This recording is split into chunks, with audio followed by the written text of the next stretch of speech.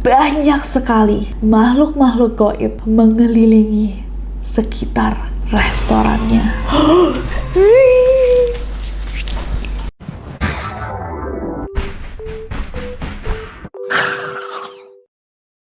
Hey guys, it's Nessie and welcome back to Neror. Kalau kalian belum subscribe ke channel ini, jangan lupa klik tombol subscribe-nya sekarang. Di pengalaman horor Neroris sebelumnya, kita baca ceritanya Mas G, seorang driver ojek online yang diganggu sama makhluk halus penghuni gang kampus yang membuat dia trauma sampai tidak berani membawa penumpang lagi selama 3 bulan. Masih cerita yang a very creepy story. Ingat nggak? Kalau belum, tonton videonya. Nah, malam ini ada cerita baru lagi. Dikirimkan oleh Neroris yang bernama Mita, yang menceritakan pengalamannya sebagai anak getih anget yang mendapatkan gangguan bertubi-tubi dari banyak makhluk tak kasat mata. Apakah yang dimaksud anak getih anget dan bagaimana cerita Mita yang selengkapnya? Langsung aja, kalau kalian belum subscribe, klik subscribe-nya, karena setiap minggunya ada 4 video baru di channel ini. Langsung aja, without any further ado, stop senyum-senyum, cause shit's about to go down.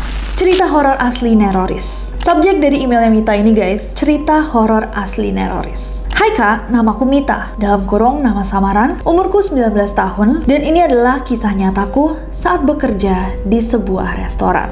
Oke guys, siap-siap dulu, baca doa, dan kita mulai ceritanya Mita.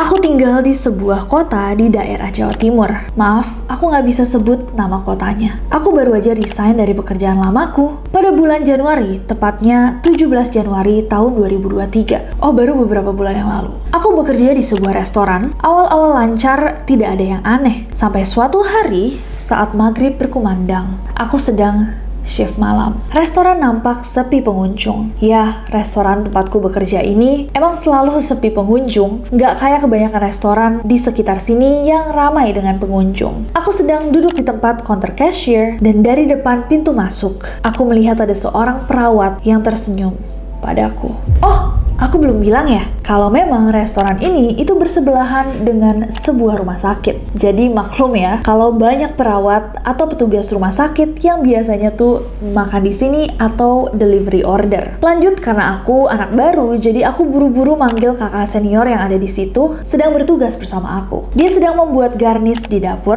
Panggil saja dia Kak Ita. Kak, permisi, ada customer di depan, panggilku. Aku dan Kak Ita pun pergi ke depan, dan saat kami tiba di depan, ternyata perawat yang tadi itu sudah tidak ada, alias hilang. Aku mengira bahwa perawat yang tadi kayaknya mengurungkan niat nggak jadi makan di sini. Tapi yang aneh, sekeliling resto kami ini dipenuhi sama kaca. Jadi kita bisa melihat orang yang berada di luarnya. Dan aku yakin sekali bahwa perawat yang tadi itu jalan kaki. Aku melihat ke sekeliling, tapi aku tidak bisa menemukan siapa-siapa. Jalanannya sepi. Apa mungkin aku halusinasi karena kecapean? Dan di situ Kak Ita sama teman-temanku yang lain bilang, iya deh, kayaknya kamu emang kecapean, halusinasi, halu-halu. Aku berpikir mungkin benar, aku hanya berhalusinasi. Beberapa hari setelah itu, badanku tuh terasa berat dan gampang banget capek. Padahal sebelum kejadian itu tuh badanku baik-baik aja. Perasaanku juga aneh, nggak seperti biasanya. Di situ aku tetap mikir positif dan lebih semangat kerja. Nggak mikirin hal-hal lain yang mengganggu pikiranku. Suatu hari datanglah seorang customer yang ternyata merupakan Kak Indira. Dia juga salah satu temanku yang bekerja di sini. Kebetulan hari itu adalah gilirannya untuk ambil cuti. Jadi dia datang ke resto bersama anak dan keluarganya yang terdiri dari kakaknya, kakak ipar, dan keponakannya. Kak Indira ini emang udah lama guys bercerai dan memiliki 1 orang anak laki-laki. Setelah mencatat beberapa pesanannya, Kak Indira dan keluarganya itu duduk di meja yang ada di depan restoran. Aku dan temanku mempersiapkan semuanya. Dan saat makanannya siap, aku yang bertugas mengantarkan makanannya mereka, itu ya datang untuk naruh makanannya di meja mereka. Gak ada yang aneh sama sekali. Dan aku bisa melihat Kak Indira sama keluarganya ya happy-happy aja. Setelah itu aku masuk ke dalam untuk menemui temanku. Aku bertanya sama dia, emang bener ya anak yang kecil, putih, gemuk itu anaknya Kak Indira? Temanku menjawab, iya itu anaknya Kak Indira. Maklum lah, kayak aku belum terlalu kenal nih sama keluarga dari teman-teman bekerjaku. Aku bergumam dalam hati, oh berarti keponakannya Kak Indira tuh masih anak kecil, laki-laki yang tadi duduk bersebelahan sama anaknya Kak Indira. Dan ada satu lagi keponakannya, perempuan yang masih balita. Nah, sehari setelah Kak Indira dan keluarganya datang ke restoran, aku tuh sempet ada satu shift shift bareng Kak Indira. Untuk mencairkan suasana, aku memulai obrolan. Karena emang Kak Indira ini orangnya pendiam. "Kak, kemarin anak kakak ganteng loh, lucu lagi," kataku.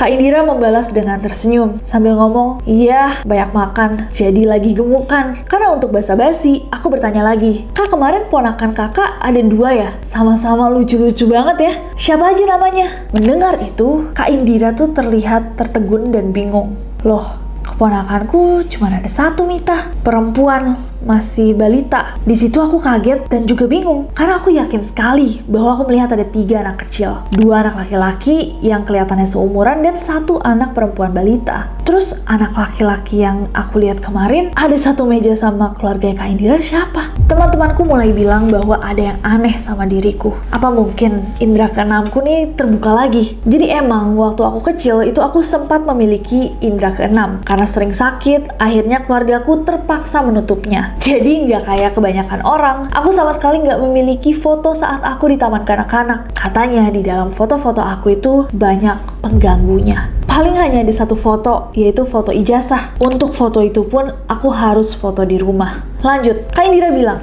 memang dari kemarin setelah pulang dari resto, itu keponakannya nangis nggak berhenti, seperti sedang ketakutan. Keponakannya bahkan baru diam saat dibacakan beberapa doa oleh ayahnya. Teman-temanku jadi parno saat mendengar ceritaku. Kak Indira dan aku hanya menenangkan mereka. Aku bilang, "Udah, nggak apa-apa, nggak ada yang mengganggu kok. Mungkin hanya sekedar menampakkan diri aja." Saat pulang ke rumah, aku menceritakan hal ini kepada ayah dan ibuku. Mereka bilang, "Aduh, kamu banyak-banyak berdoa deh, dan jangan banyak melamun." Keesokan harinya mereka mau manggil kenalannya. Tepat sehari setelah itu, pada siang hari, sebelum aku berangkat kerja untuk shift malam, kenalan orang tuaku itu datang. Panggil aja Pak Jafar. Dia adalah orang pintar kepercayaan keluarga aku. Wah, hebat juga guys. Keluarga Mita punya orang pintar kepercayaan. Menarik. Keluargaku ini emang kental dengan hal-hal mistis. Jadi nggak ayal kalau mereka memang memiliki beberapa kenalan. Oh, that's why. Pak Jafar langsung menyuruh mengambilkan air putih 1 gelas. Lalu mulai menerawang aku yang berada tepat di sebelahnya. Pak Jafar menanyakan beberapa hal kepadaku, seperti nama tempat restoran tempat kerjaku yang sekarang, dan juga gangguan-gangguan yang aku alami. Setelah beberapa saat menerawang, Pak Jafar bilang, "Tolong minum air putihnya separuh." Dan separuhnya, dia suruh untuk memasukkan ke dalam botol untuk peganganku di restoran. Pak Jafar juga menyuruhku untuk banyak berdoa. Pak Jafar menjelaskan, "Kamu ini emang banyak diganggu sama makhluk halus yang ada di tempat kerjamu itu. Makhluk-makhluk tersebut adalah tumbal yang entah dari mana datangnya. Mungkin saja mereka adalah tumbal dari restorannya atau buangan dari tempat lain yang memang sengaja ditaruh di restoran itu. Dan kamu ini orangnya memang sensitif, jadi mudah untuk diganggu. Maka dari itu, kamu harus selalu berdoa. Jangan sampai putus." Pak Jafar juga menyuruhku untuk hanya memasuki restoran menggunakan kaki kiriku terlebih dahulu. Setelah selesai ketemu sama Pak Jafar, aku berangkat ke restoran dengan perasaan yang was-was. Entahlah, makin kesini tuh kayak makin banyak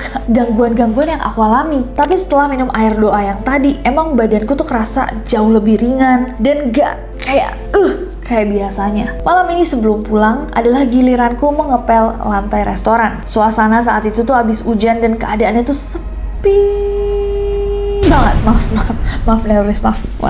Aku sedang mengepel sendiri di beberapa ruangan. Saat berada di ruangan paling pojok, aku melihat ke arah luar jendela. Di sana, aku melihat ada sosok perempuan berambut panjang dengan wajah yang pucat menatap tajam ke arahku. Aku langsung memanjatkan doa sebisaku. Sosok ini mengangkat tangannya dan menunjuk ke arah depan. Seperti yang aku bilang, restoran tempatku bekerja ini kan dikelilingi sama kaca. Ketika aku mengikuti apa yang dia tunjuk di depan restoran, aku melihat banyak sekali makhluk-makhluk gaib yang berdiri menatapku. Aku melihat banyak sekali makhluk-makhluk gaib mengelilingi sekitar restorannya. Momen ketika aku melihat itu, aku langsung berlari masuk ke dapur secepatnya aku bisa. Temanku yang ada di dapur melihatku dengan tatapan yang sangat aneh. Aku lemas dan keringat dingin itu membanjiri wajah dan tubuhku. Di saat itu aku benar-benar cuma bisa berdoa. Bahkan aku merasa ketika ditanya, aku tuh kayak belum siap untuk menceritakan kepada teman-temanku. Dan aku juga khawatir bahwa mereka akan lebih takut lagi. Aku selalu mengendarai motor sendiri saat bekerja. Saat hari itu waktu pulang tiba, aku masih sedikit takut. Apalagi itu udah malam. Jadi perasaanku malam ini tuh berbeda sama malam-malam sebelumnya. Ternyata benar. Saat aku melewati jalan sepi, aku melihat dari kaca spionku bahwa di jok belakangku ada seorang nenek-nenek dengan wajah yang sangat seram.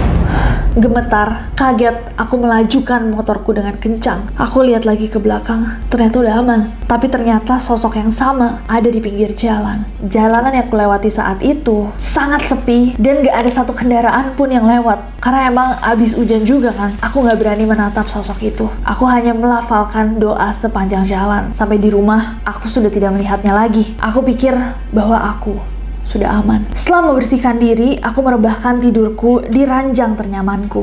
Tidak lupa juga aku mematikan lampu kamar. Lampu di meja samping kasur aku biarkan menyala karena kayaknya kalian ngerti ya, pada saat itu Mita juga gak mau gelap-gelapan guys. Bayangin aja, balik lagi. Aku sedang asik main HP yang posisinya menghadap ke tembok. Tiba-tiba aku bisa merasakan somehow bahwa ada yang mengawasiku dari belakang. Pelan-pelan aku menoleh sambil berpikir hal yang terburuk. Dan tepat di belakangku, benar saja, ketakutan terbesarku. Nenek-nenek yang tadi ada di jalanan, sekarang ada di sini. Dia duduk di pinggir ranjangku, menatapku dengan tajam, melotot, matanya besar, rambutnya ikal, panjang, kusut, dan wajahnya hancur. Aku sudah tidak kuat lagi, aku berteriak dan menangis sejadi-jadinya hingga membangunkan orang tuaku. Aku menjelaskan hal-hal yang kualami hari itu. Dan besoknya ibuku mengajakku ke suatu tempat. Ternyata aku diajak ke sebuah rumah terpencil yang masih berdinding kayu, dan rumah itu adalah rumah orang pintar, kenalan keluargaku juga. Namanya Mbah Sodik. Setelah menulis nama dan keluhanku, aku dan ibu dipersilahkan untuk pulang dahulu dan baru besok pagi disuruh datang untuk menemuinya. Sibuk kayak dia, kayak dokter Kun. Besok waktunya aku shift pagi, jadi hanya orang tuaku yang datang ke rumahnya Mbah Sodik. Jam 4 sore aku pulang dan orang tuaku berkata, nanti sebelum maghrib tiba, kamu harus mandi menggunakan air yang telah didoakan, dicampur dengan daun pandan, jeruk purut, dan garam. Selain itu ada juga kertas doa yang harus dicampurkan di air mandi itu. Katanya ini semua tuh untuk mengusir makhluk halus yang ingin merasuki tubuhku. Dan yes, ternyata banyak makhluk halus yang mengantri untuk masuk ke tubuhku. Bisa dibilang bahwa aku ini anak getih anget yang sangat sensitif dengan makhluk halus, membuat tubuhku disukai oleh mereka.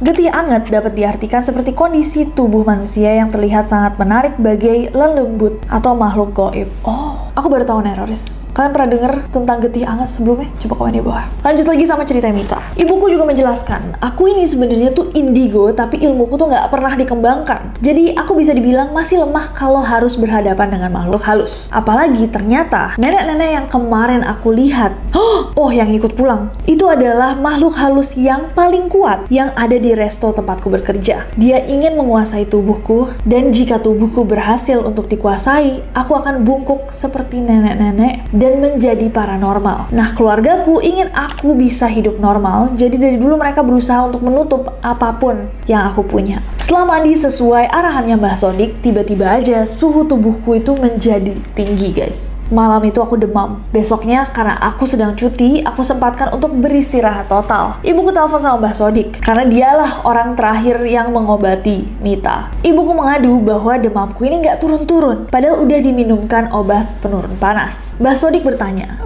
ibu kemarin sempat menyampurkan garam batu ke air yang dipakai sama Mita mandi nggak? Ibuku berkata bahwa dia tidak menggunakan garam batu, melainkan garam halus. Mbah Sodik bilang lagi, oh tidak, mungkin makhluk itu bisa pergi, tapi memang agak lama, dan demam ini memang merupakan efek dari pengobatannya. Ibuku lalu hanya disuruh mengolesi beberapa bagian tubuhku dengan jeruk purut dan garam batu. Keesokan harinya keadaanku masih sama. Aku terpaksa mengambil cuti lagi karena keadaan tubuhku itu semakin lama semakin lemas. Bantuan datang dari beberapa kerabatku yang membawa air doa untuk kesembuhanku. Ada beberapa momen di mana demamku mulai turun tapi lalu naik lagi. Dibawalah aku ke dokter. Kata dokter, aku kekurangan darah dan akhirnya aku harus rawat jalan. Jika keadaanku tetap sama, dokter menganjurkan supaya aku dirawat inap di rumah sakit. Malamnya pamanku datang. Beliau juga bisa menyembuhkan penyakit seperti ini. Beliau mengobatiku dengan membacakan doa. Dia mondar-mandir di depan rumah sampai ke belakang rumah. Katanya untuk mengusir makhluk halus yang tidak mau pulang ke asalnya dan masih mencoba untuk menguasai tubuhku. Saking kuatnya nih makhluk ini, pamanku itu sampai kayak kesulitan untuk menghadapinya. Setelah dirasa aman, akhirnya pamanku mulai duduk di hadapanku dan keluargaku. Beliau langsung bertanya kepadaku, apa benar restoran tempat kamu bekerja itu banyak tuyulnya? Aku menjawab, iya memang banyak tuyul, tapi nggak tahu ya, setiap aku liatin tuyul-tuyul itu, kok malah mereka yang kelihatannya takut sama aku. Pamanku bilang, lah emang tuyul kayak gitu. Jika ada yang mengawasi, mereka tuh jadi takut untuk mencuri. Makanya tuyul-tuyul itu minta bantuan sama makhluk yang paling kuat, yaitu si nenek. Karena tuyul-tuyul itu tahu bahwa kamu bisa melihat mereka dan mereka tidak suka diawasi, mereka minta sama si makhluk yang kuat ini untuk mengusirmu dari sana. Itulah alasan kenapa kamu diganggu segininya. Pamanku juga berkata bahwa si nenek-nenek itu ingin menguasai tubuhku dan masih selalu menungguku untuk datang. Malam pun tiba. Setelah tadi merasa lebih baik, malam itu suhu tubuhku naik lagi. Ibuku segera menelpon pamanku untuk datang lagi. Gak lama, paman datang dan mengobatiku lagi.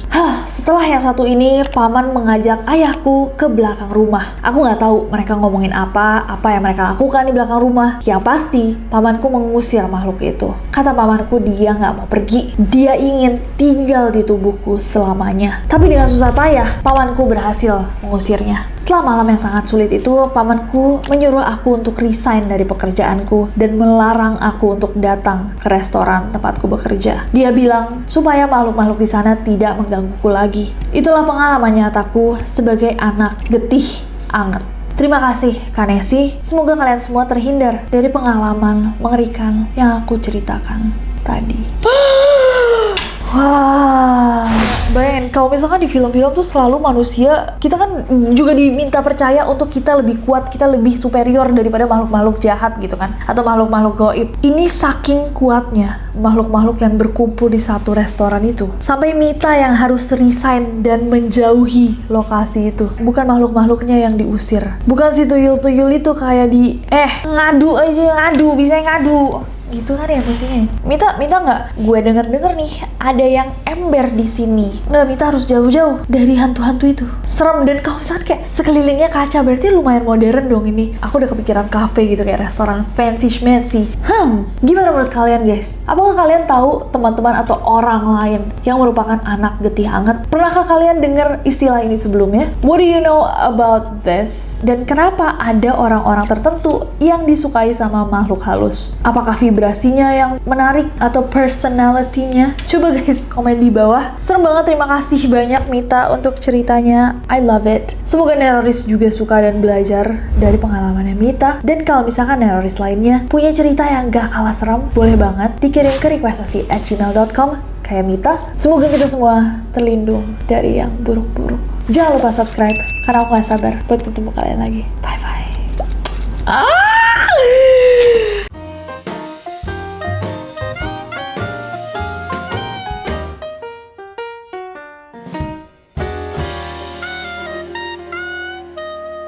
Kita baca ceritanya Mas G. Mas G. Sorry, Mbah Sodik bilang lagi, oh no. Enggak sih, Mbah Sodik nggak bilang oh no. Setelah selesai ketemu sama Pak Jafar. Aku nggak percaya sama dia, soalnya nama Jafar. Kayak yang jahat di Aladdin.